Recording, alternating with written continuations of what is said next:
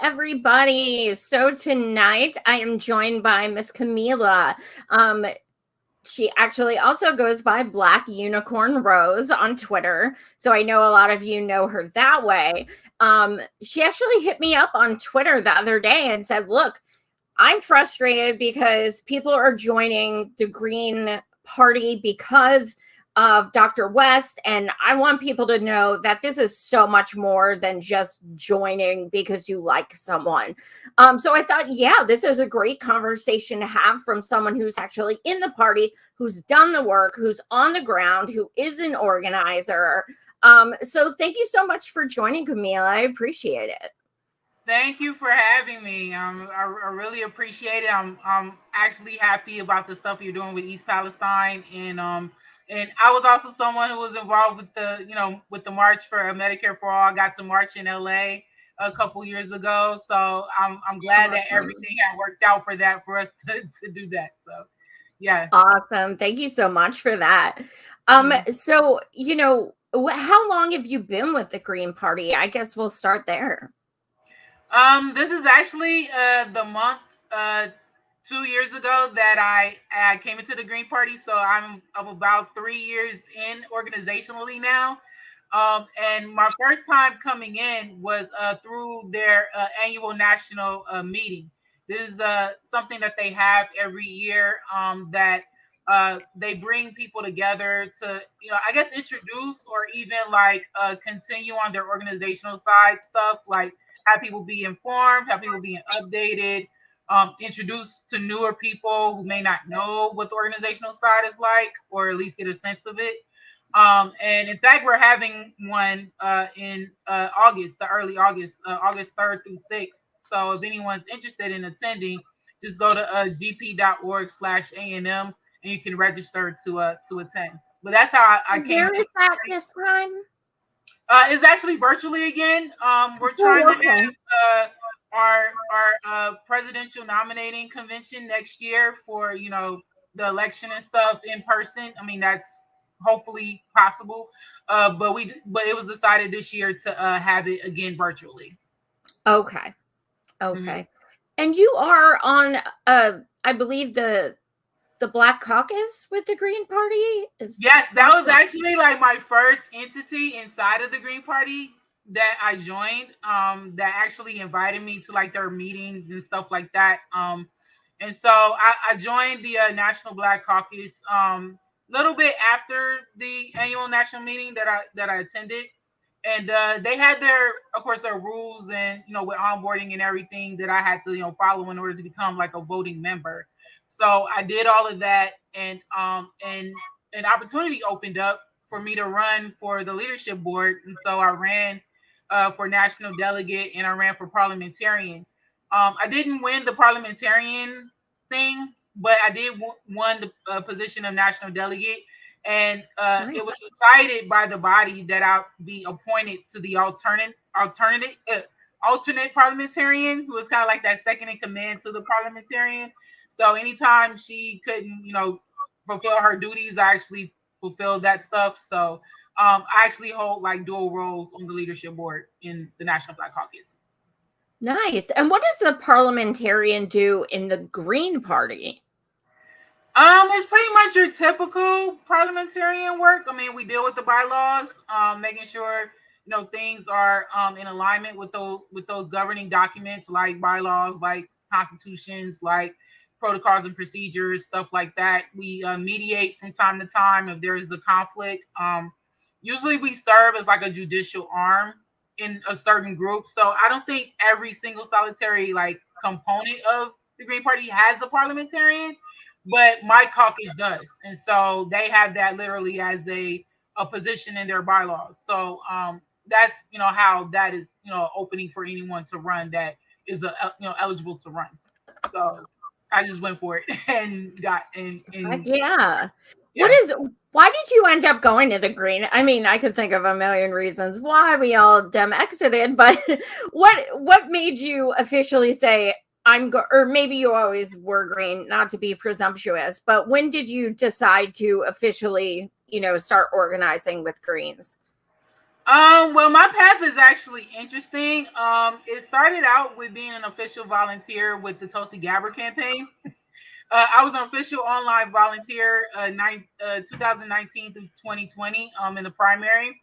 And so I was still a Democrat then. So, I wanted to see, well, maybe, she'll be the person that'll break through and, and stuff like that. But of course, just like with Bernie, she was, basically thrown into a to a back cave somewhere and was like, look, we don't want you on the debate stage. We don't want you, doing anything. So they did a lot of things against her, similar to what they did to Bernie.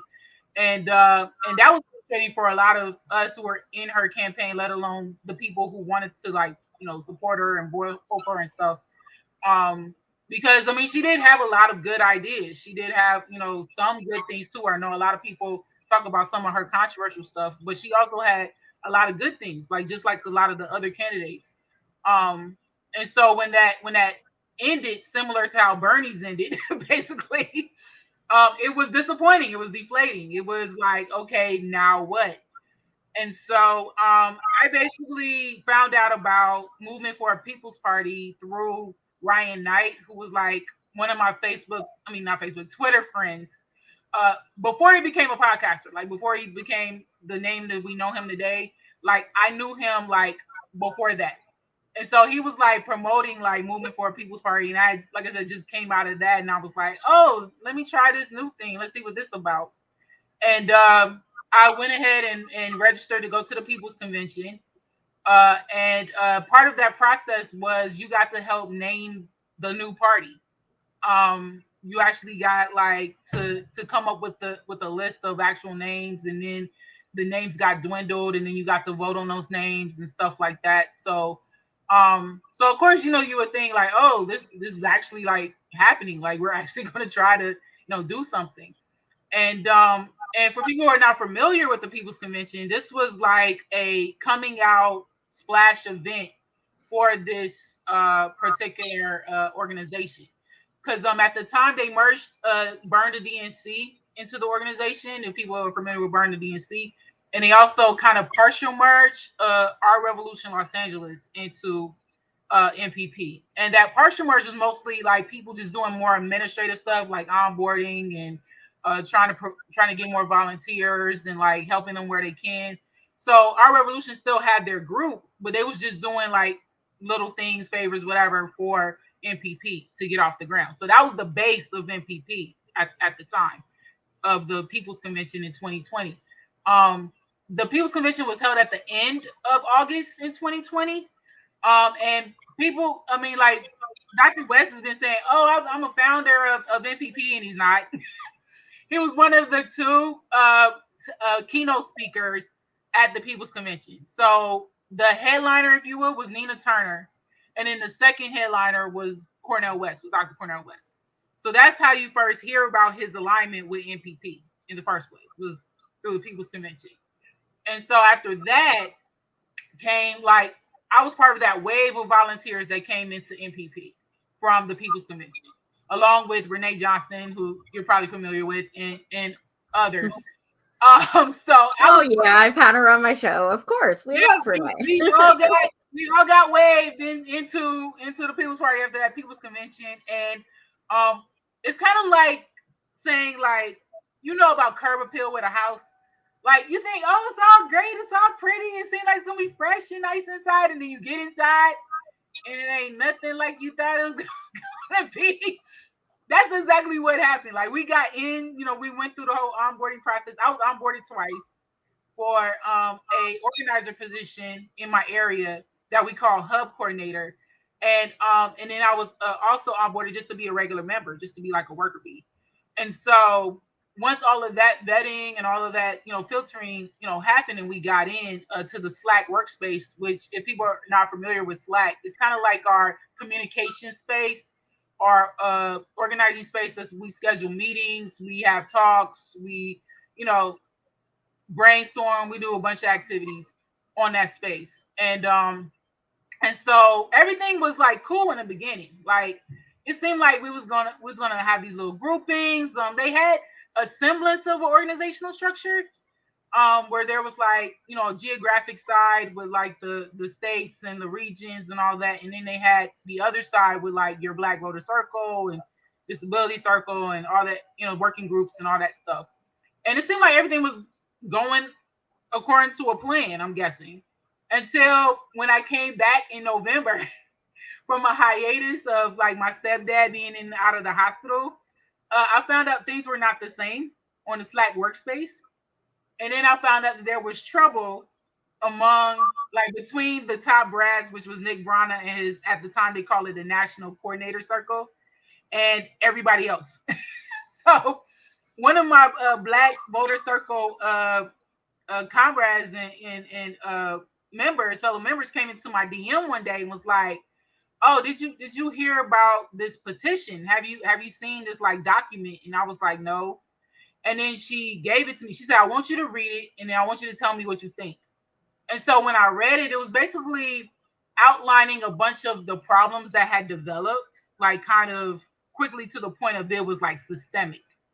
And I'm guessing it went kind of fast because like I said, I was pretty much out like around like October, latter part of October, came back in November, and things were not the same. And I was like not understanding what was going on.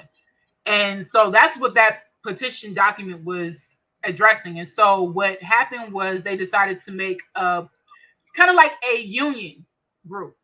It was of coordinators, like regional coordinators, hub coordinators, and it was also of members, different organizers and stuff. It was kind of like a little union. And so they made a group with that. And then of course they had elections for who was going to lead that and all that kind of stuff. And by the time I came in, they already had like a couple meetings, few meetings. And then after that, like they said, "Oh, we want to present the petition to the National Coordinator Circle," which, like I said, is like with Nick Brana. And the thing that people also don't know is that that top brass was not elected. They were all appointed by Nick. So and his dad. Right. And nobody was Black on that committee, by the way. Like nobody really, except for maybe two people were young, but there was nobody Black. And virtually nobody young on this NCC that Nick put together. So so it was all top down, even though at the People's Commission it was advertising having a horizontal structure.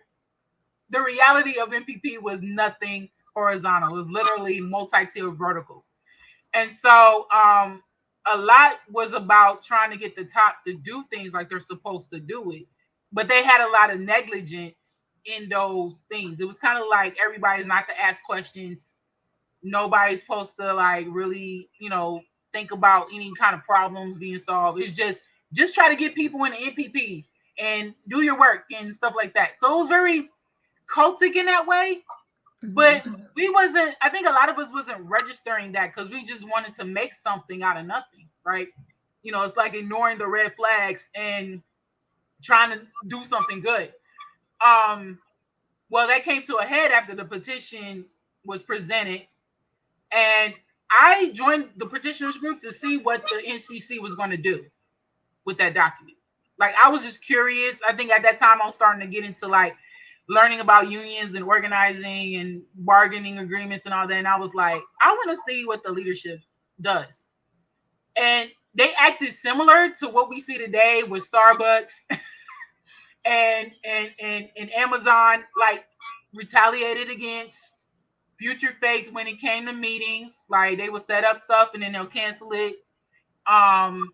They did a Slack post and said that was their response to the petition. When I told my group, I said, no, we're supposed to have a formal document response to our petition. Yep.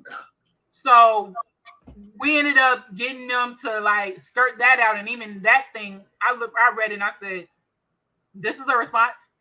Like, really? Like, because they're one of the things we have as an inside joke is that they kept telling us like we're working on it. Like they constantly came back at it because we're constantly pushing them like, okay, are you going to solve this problem? Or okay, are you going to be transparent on the financials? Or okay, you're going to, we're working on it. We would get that response like a lot. And so now it's like this huge like joke that we just laugh about. all the time because So that's how's it going? It's what, like 2 years later? Is it still working on it? I mean, yeah. I mean, even at the time, they didn't have bylaws for MPP at all, like no real governing documents. And then they tried to put together some toolkit that wouldn't have helped any organizer in any space at all. It was I called it the equivalent of a child's coloring book. Was was what was presented out as a toolkit, right? It was nothing professional looking, professional grade at all, like not even remotely. And so during December, it was a lot of that was the end of November and into December where a lot of this drama unfolded of 2020.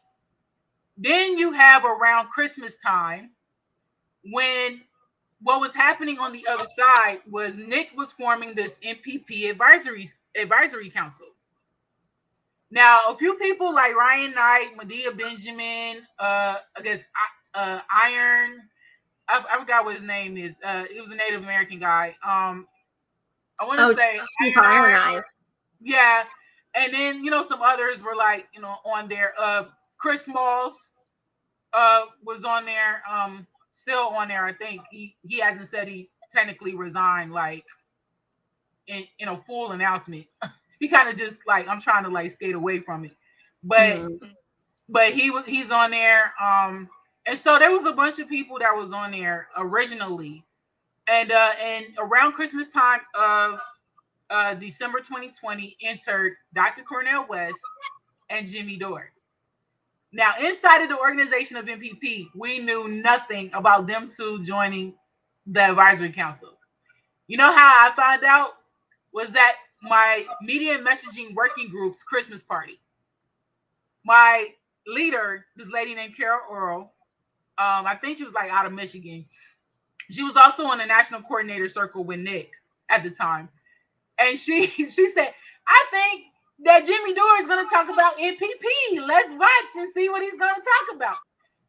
Now, she already knew what he was going to talk about, but she tried to play it off to us. And we're kind of all sitting there like, what are you talking about? Because we're behind NDAs.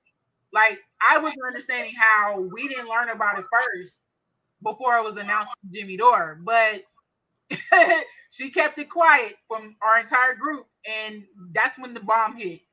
Jimmy Dore and Dr. Cornel West were joining the MPP Advisory Council, this group that none of us really knew about or what their role was going to be or if we was going to get to interact with them or nothing. And Force the Vote also was announced that same time on Jimmy Dore show. So we didn't know about Force the Vote, and we didn't know about them two joining the MPP Advisory Council at all inside of the organization of MPP. You got my mind is blown. You guys didn't even know about Force the Vote before it was announced? Nope. And that was the thing in the meeting that I kind of ruffled feathers about, because I was like, why didn't we know about this so that we could have helped, promote it, help, push it out, do something, with it. I mean, we're under NDA, so it's like, why are you keeping this information from us to not work on, so you can have these backdoor meetings or whatever with Jimmy Dore and Nick and stuff like that, and then pretend like it like we should just fall in line in hearing this. Like we should just be like, okay, and just start working and don't ask no questions. So I had questions, and I'm a mouth still, but I was a mouth then. Like, how come you didn't tell us about this? And of course I got pushed back from her because she ran our group very tyrannically. Very much, like top down, like how dare you ask me questions kind of attitudes, stuff like that. And so Force the Vote went on, did his thing. Jimmy Dore and Dr. West are new to this group that nobody understood, because from the top down they weren't telling us anything about this advisory council. It was like they were like a shadow group. And I even got censored for even asking a question on our Slack general channel about it. Like repeatedly, my question was deleted from the Slack workspace. And one of my Black Voter Circle persons who's very tech savvy figured out that that's what was happening. Like my question was literally erased constantly. And I kept posting it thinking, okay, it's a question. Why are you erasing my question? about what this group is and what their role is going to be, or if we're going to be able to work with them. Because in January, early January, they finally had an all volunteers meeting that Nick really ran badly. Because a lot of us had a lot of questions about what was going on, like who was this NPP advisory group? Are we going to be able to talk to them? And Nick would give us answers like, well, they feel like talking to y'all, then they'll probably come and talk to y'all. So it was all this distance kind of stuff, top down. We were just expected to just fall in line with whatever, and like I said, not really ask questions, not really, expect real answers. We were just but giving that's like, why people left the Democrats. They're acting like Democrats. Exactly. It's like, oh my gosh, I'm in this kind of a space again. And and so this would led to the night of I would say the eve of the purge. That first purge that we've heard Renee talk about all the time on various platforms. I was in that thread, that whole comment thread. Now, the comment thread, Renee is right. It was about class reductionism and the use of the N word. And there were these two individuals. This guy named Johnny, I forgot his last name, and then there was this other figure named Default, who was, I think, was like a white guy behind this thing or whatever. But they were on the side of the pro racism. We should be able to use the N word, that kind of stuff. And then there was my buddy from Philadelphia, who was non-racism white guy. I'm still a friend with him to this day, and he was going back and forth with them. Like, the thread was getting longer and longer and longer. So it got to the point where I was like, I need to jump in and try to like mediate, because I'm like, this is just out of control. And so I did that until about, let's say, 1 or 2 a.m. Pacific Standard Time, because I'm on Pacific Standard Time being from California. And we all basically went to bed. It was like done, no more trolling and all this stuff from them guys and stuff. And it was like over. Well, we woke up the next day, and me and him were off of that, were removed from Slack. The two guys, Johnny and Default, were still on Slack. The pro racism guys, the class reductionist guys, were still on Slack. They were still allowed to be there. We were kicked off.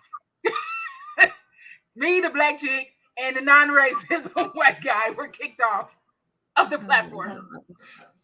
So Renee is right. Like, it was like a 500 thread thing.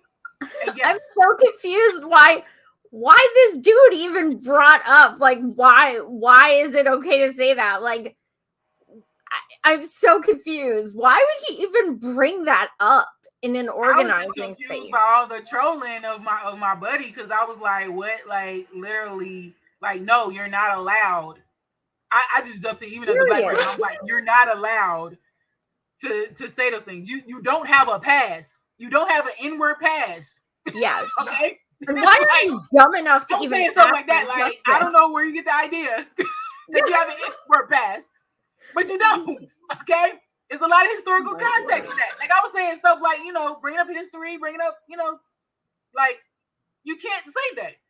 And so, like I said, like that was like, it was immediately deleted from the Slack space, and then me and him were kicked out, but they weren't.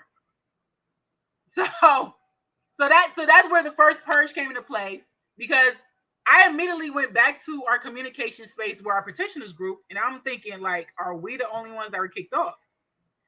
Come to find out, we weren't. People were like, Renee was kicked off. Like she said, she had nothing to do with it, but she was kicked off. There were other people who had totally nothing to do with it that were kicked off, including, like besides me and Renee, it was like, I think 5 other black folks. And then, of course, a bunch of other, like, petitioner people were kicked off on that first purge. And then there was some petitioners that actually survived the first purge. Now, they survived it for, like, into February. And then things went down behind our backs, because the people who were still on, like, the petitioners that were still on the Slack workspace were giving us intel about what was going on. I was gonna ask. And so it was like, oh, they decided to start a smear campaign of the petitioners group. So that's how it started. It started just on the Slack workspace, and then it trickled out by Nick Brana, Jimmy Dore, Jackson Hinkle, and Rester, so Annalise Garcia. They all started doing a smear campaign against our petitioners group. And so, of course, we all decided to convene and say, what do we do? What are we going to do now? And what happened was we decided to go to the media and whistleblow. Start a whistleblowing campaign on social media, all that stuff. Frank Analysis, you're probably familiar with him. Yeah, we've done shows. He was also a friend of mine on Twitter before he became Frank Analysis. Like before he had a podcast, it's the same thing with Ryan Knight. I knew them before they became names. And I literally, it was hard for me to like go to him about it because I really, like I said, I really consider him like a friend, a comrade, and stuff like that. And I didn't want to be the person to go crying to him about what happened to me in MPP. So come to find out, Renee did it for me. and she was like, yeah, like this is what happened to her, blah, blah, blah. And I'm all like, yeah, this is what happened. I got removed from MPP, blah, blah. And so he's the one that actually gave me the first platform to come and tell my side of things. I was on a panel, I believe, with Renee and my anti-racism white guy friend, and then as well as Joe Sheree, who's also like a great disabilities advocate out of Kansas and stuff. So I think we were all on that particular episode, and I was grateful to him because I did get to vent, a bunch of stuff that I was really scared to come to him about, but like it really was like traumatic for a lot of us. Being smeared in the media and acting like we were just disgruntled volunteers. And it was like, no, we actually went through a traumatic experience thinking that this was going to be fixed. We really thought the petitioners group was only going to last like a couple weeks or something. We really was in good faith with them thinking, oh, they're going to see what we're seeing and they're going to work with us to fix it. That just wasn't the reality, and we couldn't pretend that was the reality because it wasn't happening. And I think it must have been really hard too, because you have something that you believe in, and we're like, we need a third party. We need something. We fuck the duopoly. We need something. So I'm sure it was that conflict of, look, we have to be true to ourselves and call this out. But at the same time, when we do, we're going to be questioning third parties and making it that much harder for other parties to form and what have you. Was that kind of a struggle amongst the petitioner group? Yeah, like I think it was like living the Bernie Sanders disappointment like all over again. You know how that deflation and the level and the heaviness of that is like, here we go again. We're trying to build another, in this case, we were trying to build another option because the Green Party is the only established like leftist party. You know what I'm saying? And so we was trying to build another option, and then add to the options. You know what I'm saying? So it was just another like letdown again, And for a lot of people, they came out of the 2020 Bernie campaign, or they came out of the 2016 one as volunteers and organizers, and then I came out of Tulsi Gabbard's campaign as an official online volunteer. So and in 2016 I was like a Bernie crap, but I wasn't like I wasn't volunteering or anything. Like I was just like a staunch person like online or whatever. So I was deflated when he endorsed Hillary Clinton in 2016. And I said, well, I guess I'm done with Bernie. So I mean, it was the level of that disappointment, like again, was something else. And on top of it, with this case, is that Nick Brana and his father were about milking this for their own gain and their own money and and their own ego trip or whatever. Because like Nick Brana has a proven track record of being like a narcissist, like a proven narcissistic figure, a cult leader. And considering like the whole shift with Jimmy Dore, from being like more of like, just a regular, comedian, Joe Blow person, like who has a platform that's trying to, advance the left. He shifted with this, he shifted with the influence of this guy, of this narcissistic guy, coming out and like charming him or doing whatever to get on his little, MPP advisory council and, and just, moving along with him.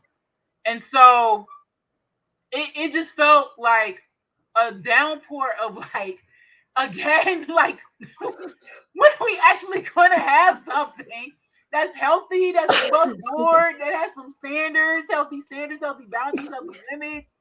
When are we going to have leaders that's not about themselves, or trying to cling on to some, thing that, is keeping them paid or in power or something? Like, when are we actually going to have something that is centric to the people? I mean, that was the other complaint with MPP, was they were celebrity centered. Yep. If you had a big high profile name, you was pretty much on that advisory council, or you spoke at the People's Convention, or you did, something like that. And it was never about the volunteers. The volunteers seem to always be out of the conversation on the independent left. Always. And so that's why I've even been vocal. Renee has been vocal. Other people who have been the worker bees in these entities, it's because like we're the ones who get lost. Like we're the ones pushed aside, and our voices are not even heard. And so we're always grateful for any platform that steps up and includes us to speak out about the truth about, these entities.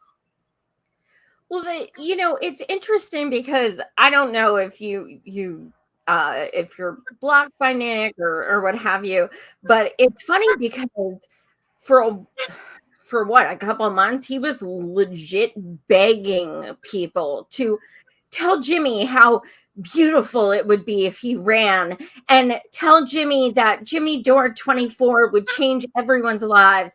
And I beg you, please tell him and his wife, blah, blah, blah. And then all of a sudden it's like, oh, we're running Cornell. So immediate, and what's weird, and whatever you say about Marianne Williamson, but it's still weird that like 2 weeks before, Cornell was on the campaign trail with Marianne. So that was weird to me, because I'm like, okay, did Jimmy just decline now? And now they're like, we need someone else. Hey, Dr. West, I have an idea. And then Cornell is letting them use him. I mean, I don't know. I'm confused. Yeah, so there's backstory to this. And it still goes back to even the days when I was in MPP. Remember I was like part of the flood that came in from the People's Convention. Well, Nina Turner, come to find out, was the first target to be MPP's first presidential nominee. I believe that. So the first target was Nina Turner. Of course, that crashed and burned when Nina ran Democrat for Ohio United States Senate for the Democrats. Mm-hmm. So, of course, that was the first, I would say, cry moment for Nick Brana. And then enters Dr. Cornel West. No, sorry, enter Jimmy Dore. I forgot. Jimmy Dore was before this. So Jimmy Dore was the next target, because he's considered kind of like the top brass of the MPP Advisory Council. Okay. And so they try to get him.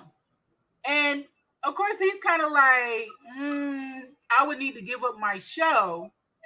I think it's kind of similar to what Chris Hedges said in recent interviews. Like when he was like touted by the Green Party, he would have to give up what his platform, his like little show he was doing. And it was not internationally syndicated or whatever he said. And he said no to that, because I think it was for like a state level or local level position. Same thing with Jimmy Dore. Jimmy Dore is like, dude, I have like over 1 million followers on a platform that's thriving and bringing me all kinds of money. Why would I give that up to run for president? I think that's where Jimmy Dore's head has been, basically. And of course, Steph Zamorano, who's influential with him, his wife, she ain't looking to be first lady. I don't think she's looking to be first lady. No. So that was like a crash and burn from there. And of course, with Nick Brana, and so the next person was Dr. Cornel West. But here's where the interesting part comes in about Chris Hedges. Nick Brana is not someone I think that would go to Dr. West by himself and pitch this. He needed backup. And of course, Chris Hedges is like long time, multi-decade best buddy. Good point. You and also he spoke at the People's Convention, so there's a tie with Nick Brana and Chris Hedges anyway.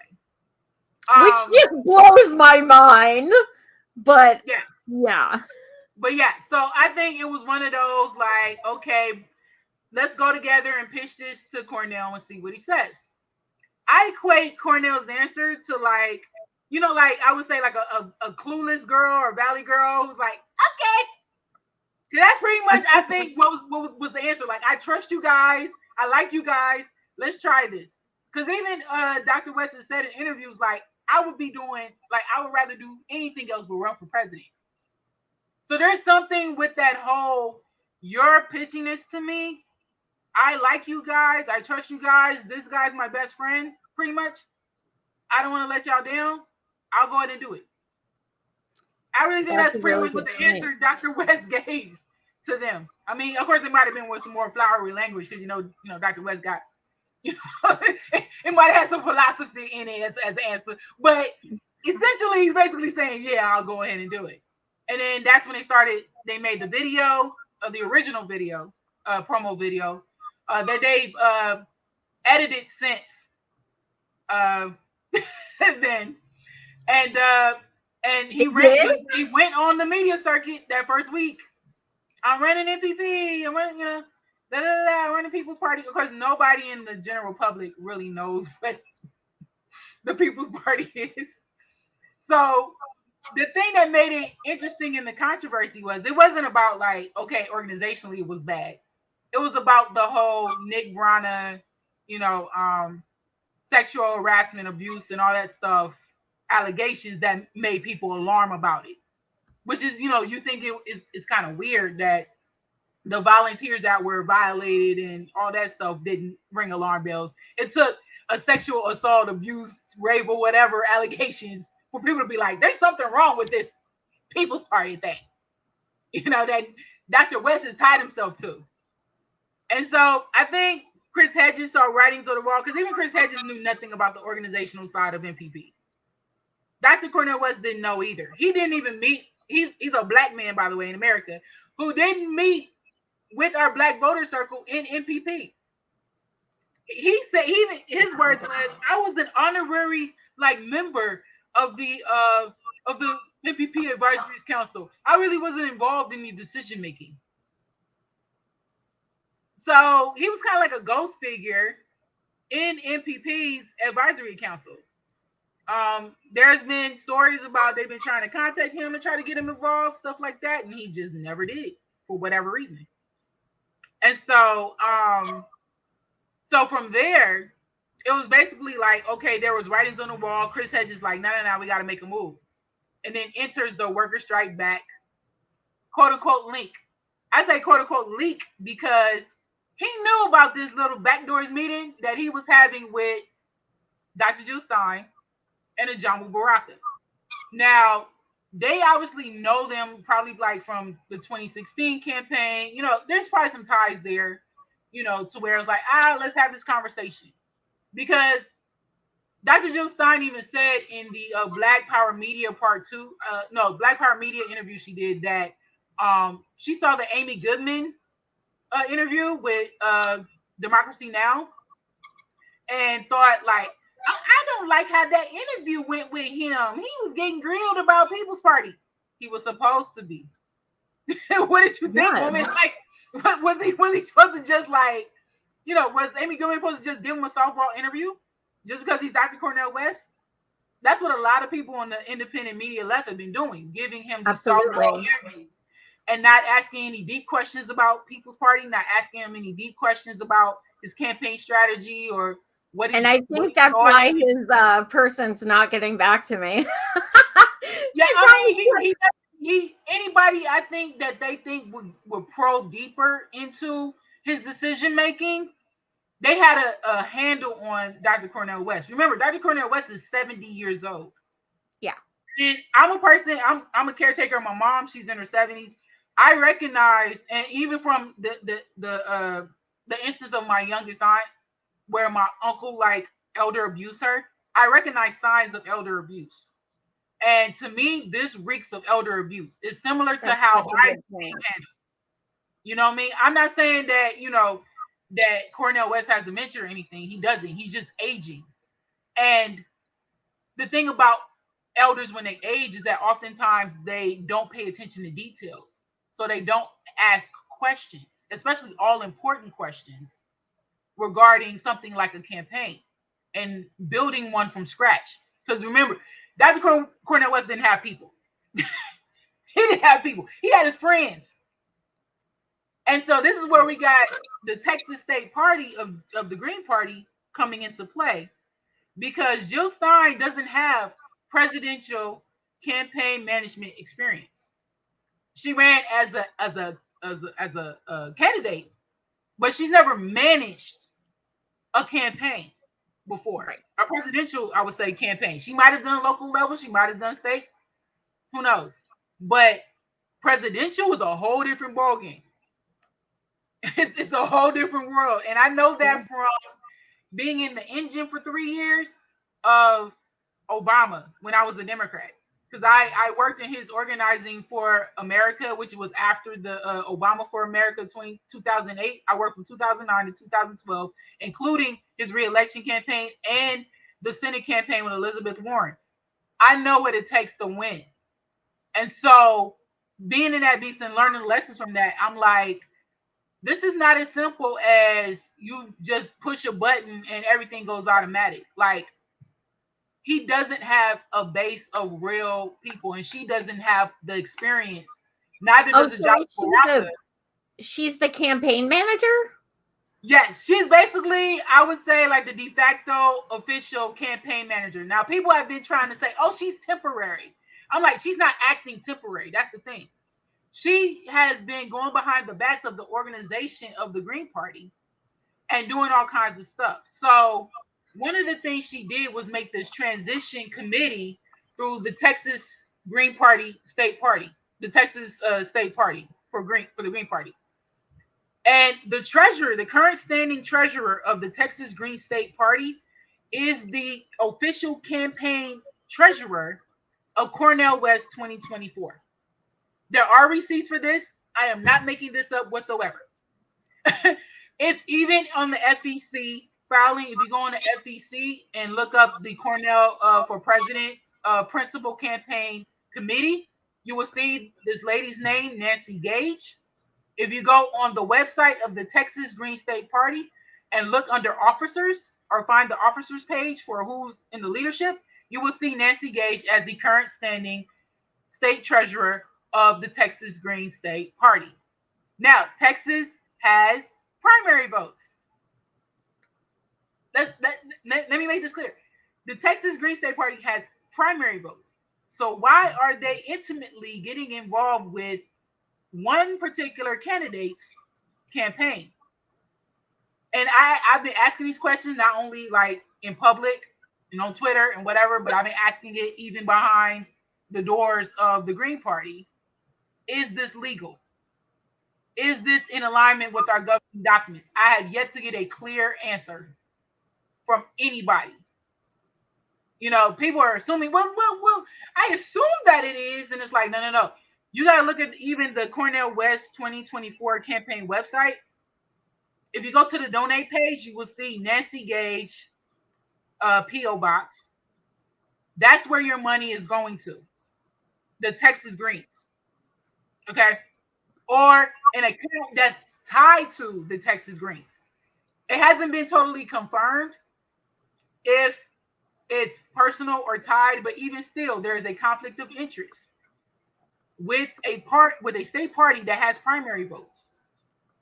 It's rigging. It's like reeking of rigging behavior, and this is how rigging scandals start. Those conflicts of interest. Those, I'm trying to pad the votes so that my candidate can win. Because right now, I mean, we have about, I would say, about 5 or 6, including Dr. Cornel West, according to the FEC, that's running. But the other people that are running, of course, they're not high profile. I think they're more involved in the Green Party. Like they're probably part of part of the state party or part of a local party, and they do organizing on the ground. Those type of people. That's who the Cornel West competition is right now.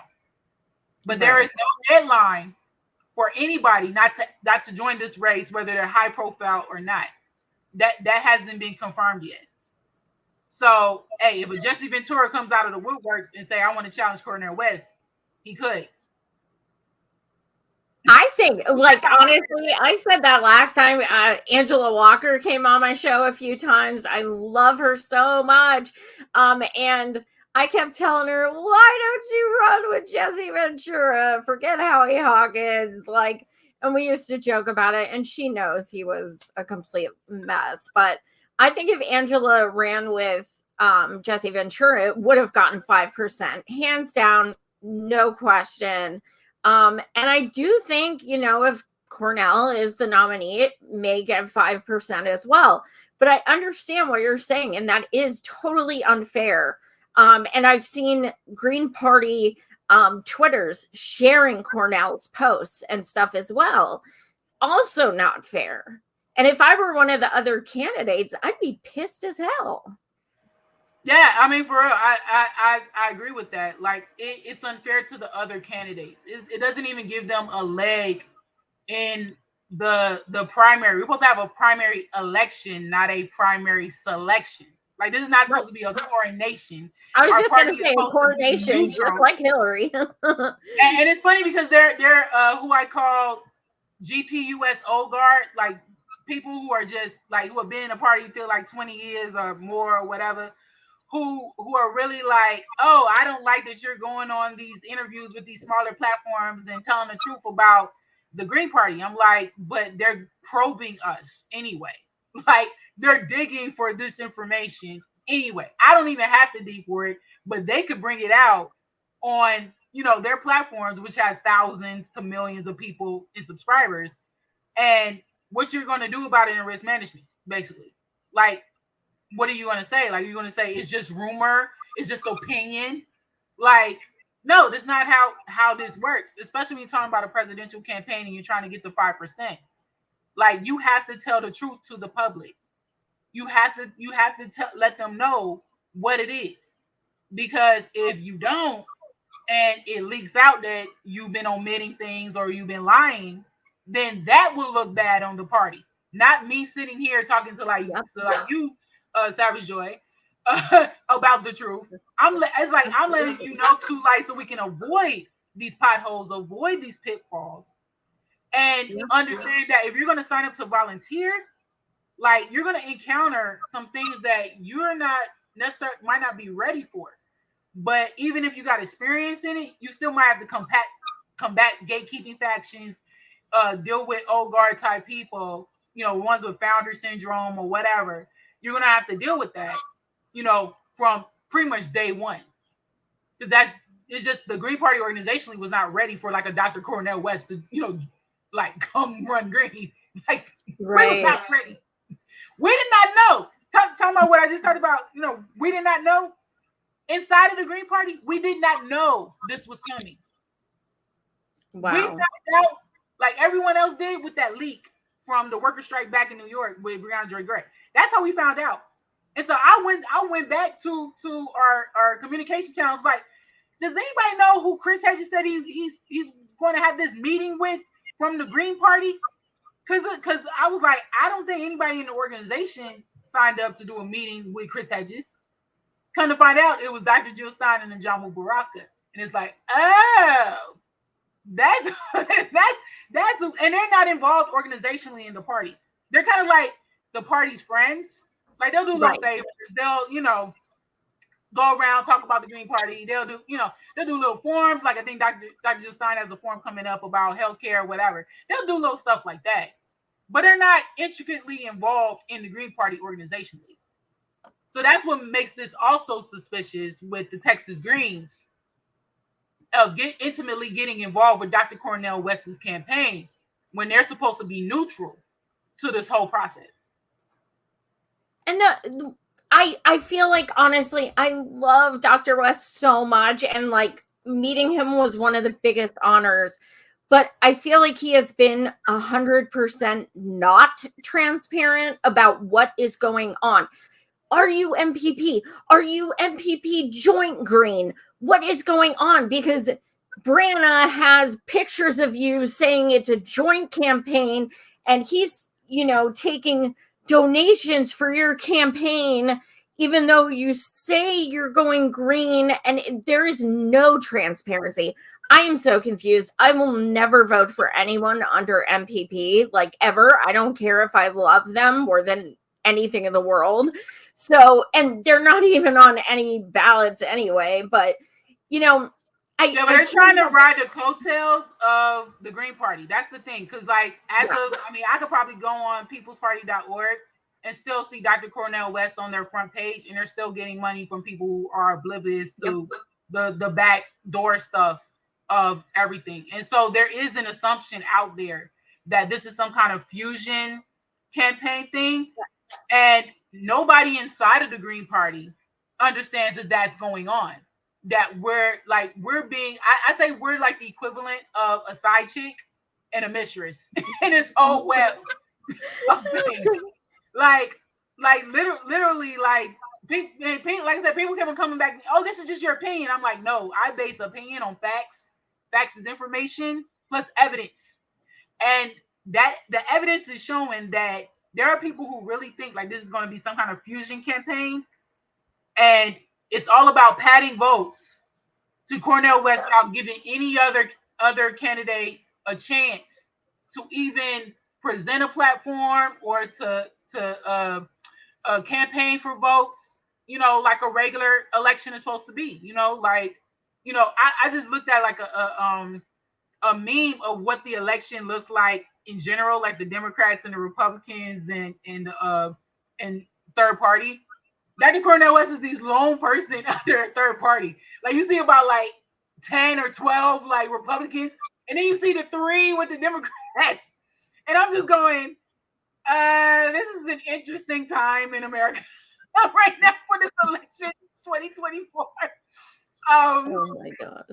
And so, I mean, Cornel, like Dr. West has the ability to literally come out and say, I am not with MPP. I am running green. I'm sorry for the miscommunication, for the misunderstandings. I'm stating right now that I'm fully running green. End of story. That's all he has to do. But at this point, it's us just giving receipts. It's conjecture. It's people being combative. It's people saying, well, no, it's a fusion campaign and stuff. When like Branna, gave that that screenshot of that paper saying Dr. West applied to be, to file for run for presidency, and it was 2 days after he supposedly announced he's going green, and it had no signature, which is freaking fake. It had Branna's address, and then when MPP first announced Dr. West was running, the donations were going to a 501c3 of Nick's, and 501c3 is illegal to take campaign donations against federal law. So obviously they weren't.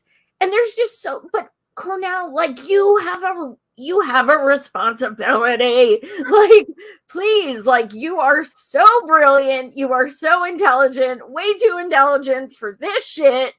Please just clarify. And that's like I've been telling people over and over again. I was like, I love the idea of Dr. Cornel West running for president. Then there's the reality. There's the actual campaign and so people got to find a way to separate the idealism, the fanaticism. Exactly. Like, oh, it's Dr. Cornel West. Oh my gosh, and he's running for president. You got to separate that from the campaign side of things. Because people seem to have this whole vision for it, like, oh, this is going to be the repeat of Bernie, 2020 or 2016. I'm like, the thing that's different is that one, he ran through, Bernie ran through the Democrats as an independent. He literally could have had like an independent campaign, whatever. Absolutely. try to, I'm not saying you necessarily had to come through Green, but he could have built up his own ballot access. So you wouldn't even need the Green Party, in that sense. I mean, to build up a ballot access. You just got to know all the rules in the different states and how to, circumvent getting sued and doing all that kind of stuff. So it's not like it's impossible to just be straight up independent and run a full-blown campaign to where you can have ballot lines in at least the majority of the states. Yes. But with Dr. Cornel West, though, he's never ran for anything in his life. He's never ran for, mayor. He's never ran for even let's just say a councilman, or he hasn't run for anything. This is his first time running for anything in the United States of America. The highest position ever. The highest position in the land, as everybody like to say. You chose the highest position in the land, not having any experience in running anything. Now people try to say, well, Trump didn't have any experience there. Here's also the difference with that. Trump has been a leader in organizations. So he has an idea on how to build something from scratch, regardless of controversy, regardless of what you think or whatever of him. He knows how to build an organization and a machine from scratch on anything, and can get the people who know more than him to back him and help him do that. Cornel West has never led anything. The man has been a podcaster. The man has been an author. The man has been on a motivational or political media tour. He sits on panels. He does that kind of stuff. He's been an academic. He's in a classroom. He's been in a classroom for like 30, 40 years before he had to retire over the Harvard thing.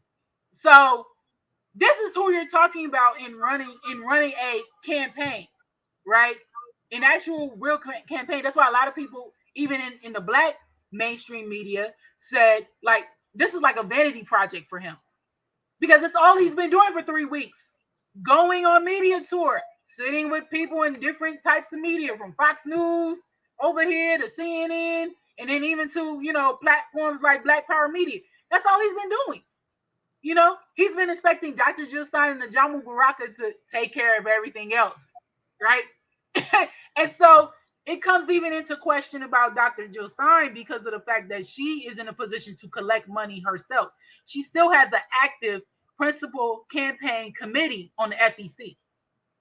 And in the first quarter, that actually collected over $14,000. Remember, we're in the second quarter now. So I don't know when they do the whole reveal of what money has come into that for the second quarter.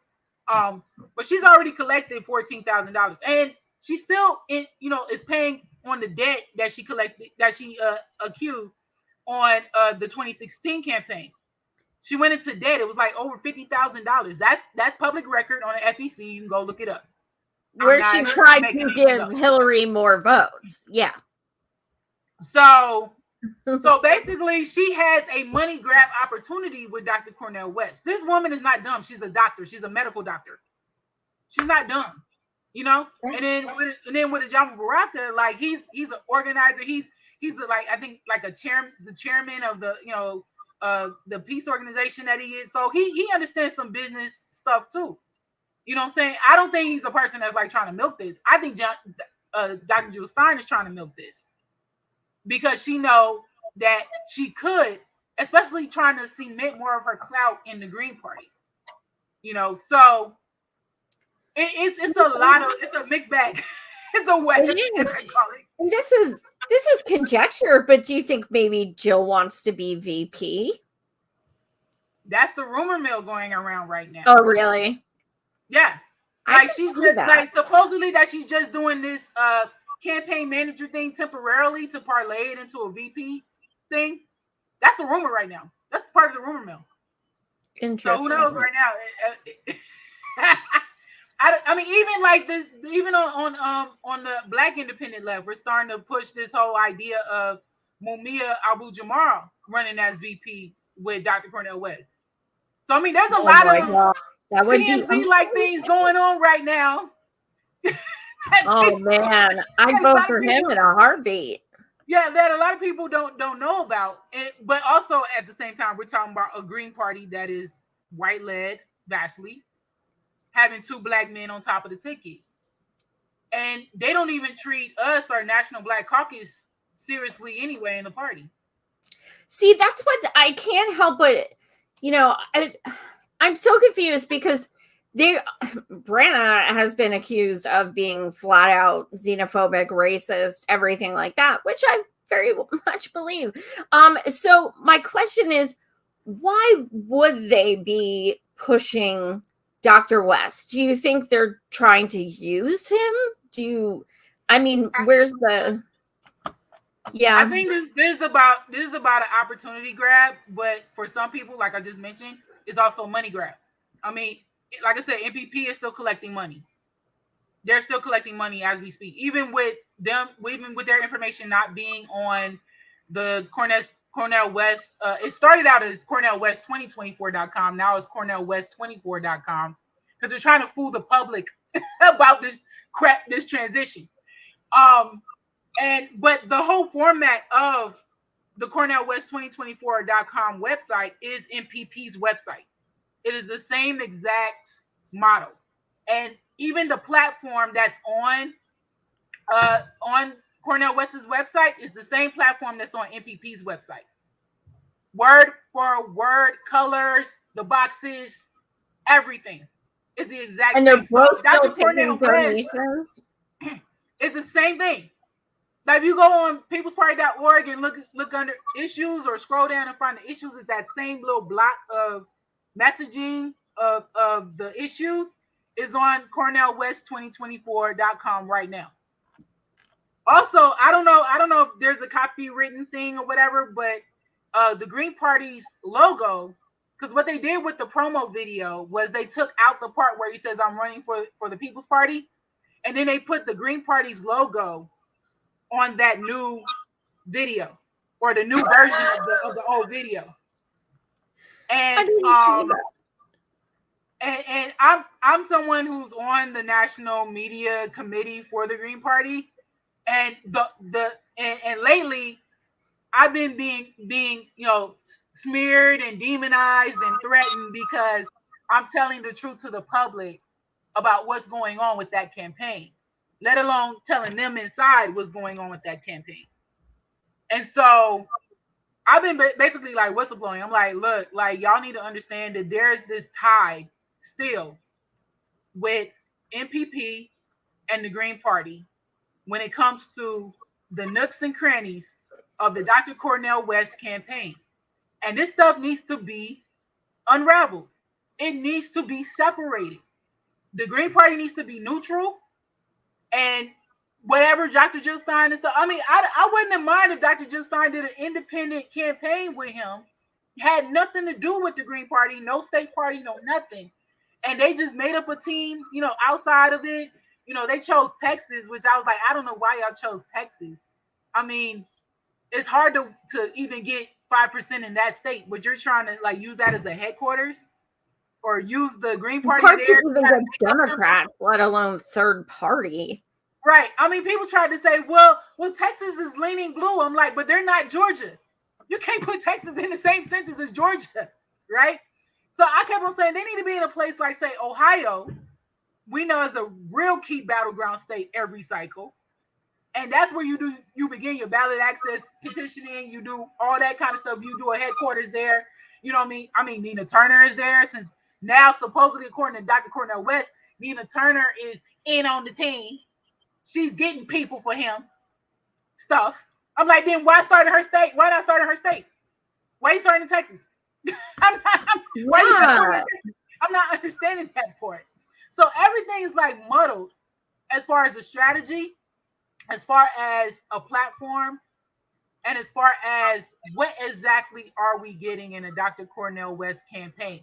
Are we getting a fusion campaign with MPP included? Because I mean, DSA even are trying to like milk this too. They already started a Twitter page for Cornel West. Socialist Alternative wants to, have a hat in the ring, and they're like the better of organizations on the left. So there's a lot of people involved, and a lot that could be impacted when it comes to the left if we're not careful. Yeah, and I mean, it's either negative way or positive way. This could go. Yeah. Well, my concern. My concern is I've known Branna for years and I've seen how smarmy he is. And this is 100% conjecture. I've no proof of this, just to give a heads up to everyone watching. But I feel like there's no way he would have run with Dr. West unless Dr. West signed paperwork. I feel like that to him would be like a given. And I cannot help but think that that's why there's still these indiscrepancies and this lack of transparency, that there's something legal holding Dr. West back from just saying, look, I'm running green and only green. Like, to me, that would make sense why he's obfuscating so much, but not that it's an excuse, because I wish he wouldn't have signed it in the first place if it does exist.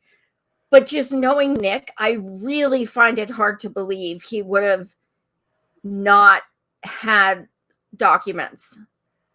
I mean, Nick is not totally dumb. I mean, let's face it. I mean, narcissists are not dumb people. Okay. Right. They're not like stupid. But then there's the other side of it when you talk about things like narcissistic rage, narcissistic supply, things like that. The thing with Nick is that when Nick acts out of desperation, he'll skip steps. That's how I look at it with him. That's like, true. When he's acting out of like, I'm trying to hang on to this guy who I think would, make MPP a name and a brand and all that kind of stuff. People do some desperate stuff like that. So that's why a lot of times I don't put anything past Nick Branna. I don't put anything past his daddy. I don't put anything past the people on the top brass of MPP, because I know how they operate from experience.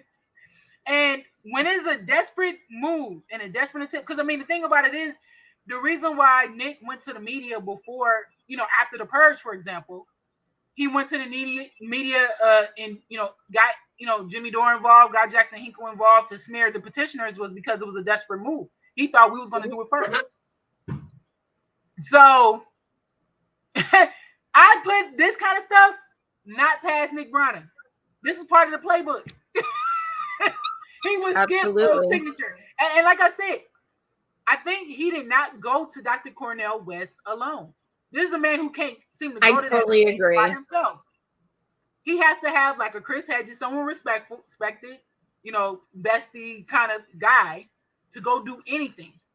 And if Chris Hedges is starting to question you about ballot access or something like that, he's not going to be on board of you even approaching that man to sign that kind of a document. So of course Nick was going to do something shady, like, oh, let me see if I can just put it in without a signature and get the signature later. Yeah, exactly. Or let me just take the picture from here up or something like that's yeah. He's like, well, I'll just do it later, because I figure he'll just stay around or whatever. Oh, I forgot to have him sign it. Damn it. Oh, sorry guys, the new one's coming up, I promise. Yeah. The clear future fake move from Nick Branna. Absolutely. He's like, well, I'll just get it later. We're working on it. Are you working on giving the breakdown of the $100,000 you took too, or? Oh my gosh! So this is where everything else gets muddled between MPP and the Green Party. Is that Rage Against the War Machine? And at the time of our vote, which ended up being like close, as far as the Green Party endorsement, the yeses won by a slim margin. Let me just put it that way. I was one of the no votes. I was like, heck no. But at the time, I was censored by the listserv, dealing with the craziness that usually goes on in our communication space. And I couldn't be a part of the discussion about voting against endorsing that event. Like, I couldn't tell people my story. I couldn't tell people, like, this is why you shouldn't vote for this. It is bad. And then, but of course, Jill Stein, who spoke there, I was just going to say, I think that's why. Has an influence, and that kind of pushed the vote over the edge as far as yes. Okay. Right. So people need to understand there was no landslide with this. There was no, huge margin or anything when it came to the endorsement of Rage Against the War Machine. Because what people don't understand about the peace in Ukraine thing, this is just my thoughts about it. The peace in Ukraine thing was already in motion to happen. All this they were the reaction protests. Remember, they had 200 organizations that were involved, including several state parties from the Green Party. Time. Yeah, there were Green Party folks, literally actual state parties and local parties that were involved with that peace in Ukraine thing. Yep. And knowing those folks who work in the Green Party, you don't start that off of some reaction to something else. No, you start before that. And the true reaction event was Rage Against the War Machine. That was the real reaction rally and all that stuff. But you know how Nick Bronner is. I gotta be first, man. I gotta be first out because people gonna believe me. And I gotta collect $100,000 for jumbotrons. Yeah, I gotta get my 100. I gotta get my 100 G's. I gotta milk this. I gotta put up the Instagram page or the Twitter page and make people believe that this is legit. Because ain't nobody gonna ask questions. And but then I was like, okay, you have how many speakers? Every single person already has a platform. Every single person. Can we hear from refugees? Can we hear from immigrants? Can we hear from veterans with PTSD? Can we hear from homeless people? They had this picture of a bunch of unhoused people in tents next to their poster. And I was like, what'd you do for them? What did you do for them except exploit them for your Twitter page? No mutual aid. They could have raised so many canned goods and shit if they just, or jackets or anything. Everyone who comes, please try to bring XYZ. They did nothing. But that's the thing with how Nick Bronner's playbooks are with events. The thing that people also don't know is that the People's Convention, the virtual 1 day 5 hour thing that had everybody, Nico House, Jimmy Dore, you name it, Dr. Cornel West, Nina Turner, that was done in a matter of 3 weeks. 3 weeks. So the way Nick Bronner does it is kind of like a sleazy salesman. He knows how to pitch these people. He knows how to pitch a Jill Stein. He knows how to pitch a, Tulsi Gabbard, who else had been around? Nick Garland. All those people who are celebrity left club that none of us are in. Nick Bronner knows how to wrangle those folks and have them do an event, a total event. And this time he included the Libertarian Party, which had been recently taken over by the Mrs. Caucus. So you already are basically saying, I am dismissing the left and moving to the right. Yeah. But he started doing that like before though, if you probably recall. There were tweet hints on the People's Party Twitter that was toward moving to the right. And absolutely, some people ignored it. Other people was like, this is writings on the wall. And of course, people like me was like, here's the playbook again, being thrown out. Mm-hmm. And so, I mean, in a way, this was coming. And then it's now he was talking about running Dr. Cornel West, who was about this United Front, broad-based coalition thing, which is basically even including the right. This is why he himself, Dr. West, said, I'm going to include MP organizations, including MPP. He never said he was going to remove them from the whole thing. He just said they're not going to be centered. The Green Party is going to be centered. So we're basically being used, like I said, like a side chick, like a mistress for ballot access and infrastructure. It's pretty much where we're sitting. He even said himself that he differs from the Green Party platform. Oh, Dr. West said that. Yeah, Dr. West said that on Black Power Media, their part 2 interview. He differs from the Green Party platform. And he believes that is what is on his website, when the Green Party had nothing to do with what's on his website. That's MPP, like I said, a carbon copy and paste to his website of the platform that sits on thepeoplesparty.org. Green Party had nothing to do with it. Oh my gosh. But for some reason, Wow. Cornel West, come on, well, that's the parties. The parties came up with that. No, Green Party didn't. We had nothing to do with it. Nothing to do with it at all. I mean, to play devil's advocate, even if the parties did come up with it, it's your name. Say, I don't want that there. I don't agree with it. It's your name. Like, oh my here's God. where when I talk about that elder abuse piece, Dr. Cornel West knows nothing about what's on his website. He didn't co-sign anything. So when you see things like the P.O. box from Virginia changed to the P.O. box in Dallas, Dr. Cornel West did not sign that. He didn't co-sign that. Like he didn't approve that himself. It was just done.